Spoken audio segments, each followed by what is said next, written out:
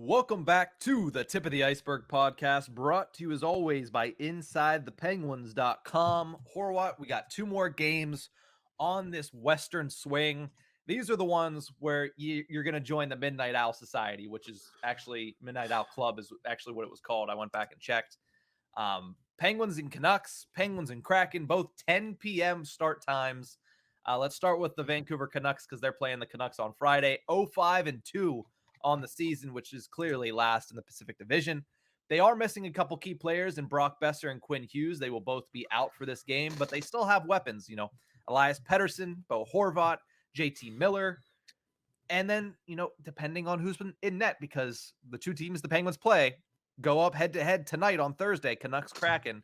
We'll see if the Penguins take on Spencer Martin on the second half of a back-to-back or Thatcher Demko, who is, as you like to say, beloved by everybody but you. Future Hall of Famer Thatcher Demko. Yeah.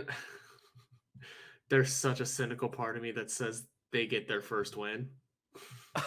Is there not? You look at this, you go, they're the last team in the league without a win. Mm-hmm. You look at what the Penguins have done in the last 72 hours. Hell, go back to the Columbus game because, we finished strong, but that was such a poor start. Yeah. There is that deep, dark, cynical part of you that just goes, it happens. I don't think it's actually going to, but there is that part of me that is just wanting to scream and shout. But I'm going to say the Penguins pick up a victory. Who does Vancouver play? You said they're in a back-to-back? Yeah, they play the Kraken. Oh. Mm-hmm. Oh, okay. They really are missing people. Besser, Dermott, Hughes. Ooh. Yeah, I mentioned the top two, but there's other injuries in that lineup too. Curtis Lazar, Tucker Pullman, Riley Stillman. I mean, they're not great players, but those are names. They're names. And this team has not looked pretty. So, I bet the Penguins take a win. And I'm not gonna say it's a giant gap in scoring, but give me 4-2. Poulin gets a goal. There you go. There's the real. Poulin gets a goal, huh? There's the real gamble. We'll see if he's in the lineup if somebody comes back. But no, I'd like to see that. It'd be good. It'd be good for him. Goaltending wise, we said Thatcher Demko. Future Hall of Famer is off to a 0-5-1 start. But he was in Conn Smythe conversations. Or oh my God, Vezina conversations. 872 save percentage, 406 goals allowed average. Does not help that the team in front of him has not played well. Yeah. And that is, to say the least. The defense there has always been a question. Obviously, trade rumors over the offseason that good old GM JR and Patrick Alvin were eyeing up Marcus Pettersson. President JR. President JR. POHO, POHO.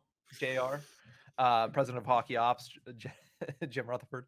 But no, they need defense. They have offense. I don't think that you're going to see a 6-0 win, like you said. It's difficult to go from playing like you did on Monday and Tuesday to turning it around and blowing out a team, even though it's the Vancouver Canucks who have not won a game all season. I actually had down here, and no lie, people can check my notes if they don't believe me. I also had a 4-2 win. For the Pittsburgh Penguins. So our predictions are matched up on that game in British Columbia. But you look at what happened last year, the Penguins did the same thing.